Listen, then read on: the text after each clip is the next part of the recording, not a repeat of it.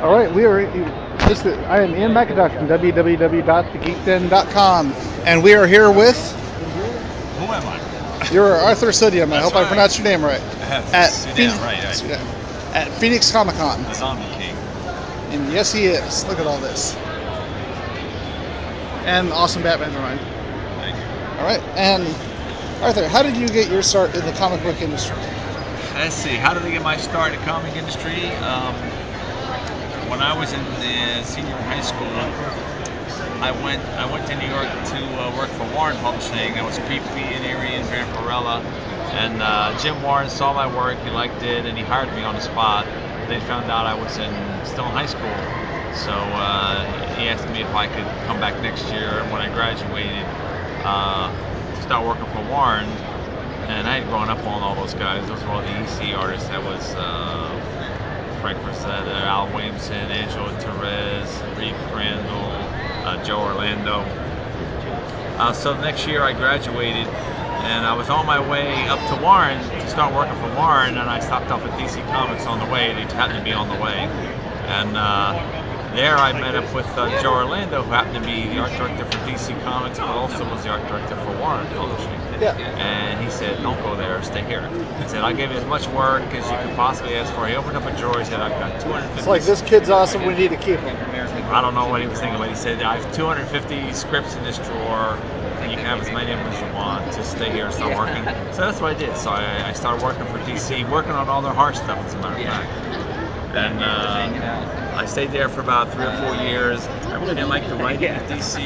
I thought it was really kind of for little kids, targeted. It was too G-rated. It was too tame. It was too tame. It was too patronizing, I thought. So the production manager at DC also was production manager for Heavy Metal magazine, which was just starting up in the United States. It was a big magazine in Europe, started by Mobius and Droulet. It was their magazine. And what happened was National Lampoon decided to reprint Metal Hurlant, which was Heavy Metal in Europe, and reprint it in the United States. They had no American artists, so myself and Richard Corbin were the first American artists to work for the company. That's impressive. So John brought me over there, and I wanted to write my own stuff because I didn't like the writing in DC. And also I came into the business as a guy painting comics. I was the first guy. I was the guy that introduced painted works to comics. I was the first guy. So and then Marvel and DC and none of the other comic companies will let you paint work. They didn't do it. Everything was on newsprint. So Heavy Metal was on glossy paper. So they actually let me paint comic pages. They were able to print my painted comic art. So I liked doing that so much, and it gave me really creative freedom. I did a lot of really wild stories that I wrote for Heavy Metal. I like the creative freedom, so I stayed there for like 30 years. And later on, I kind of came into the business as an anatomical artist. I did a lot of work with cadavers, and so when Marvel Zombies was coming around, I had just done a spooky series called Son of Satan from Marvel. They saw that I could really do the spooky stuff, and I was really good with anatomical figures, and so they hired me to do Marvel Zombies, and then everything exploded as soon as that happened. Yeah, because that was just a massive resurgence for you right there. Well, yeah, it was a massive review. That's what stimulated. That's what kind of started the whole zombie craze. Was really the success of Marvel Zombies.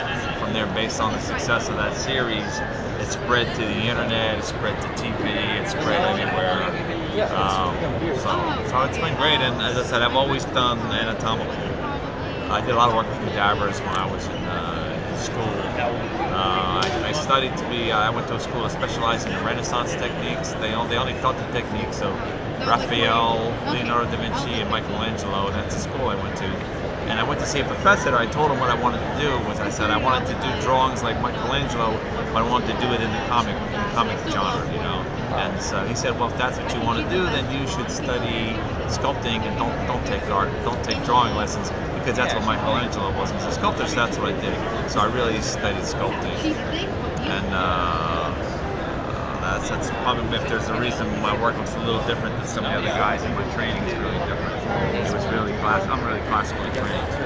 Yeah. Now, This is especially over you because you got started so young in the comic Right. book industry. What kind of advice would you give to young artists today trying to break in? Advice? Okay, well, because of the technological revolution, the tools of the industry are changing. So I would advise artists wanting to break into the comic business to for sure take some formal classical studies, and then make sure that they're studying the new tools that are coming out. You know, you've got like all this 3D, and the business is changing. So take classes in learning how to illustrate in 3D, be a master of all the new tools that are coming out. You got Painter, you got Photoshop. Obviously, you've got 3D modeling.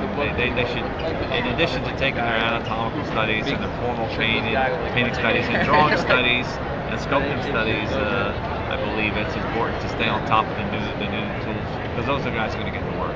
Exactly. Because the editors now are getting really comfortable with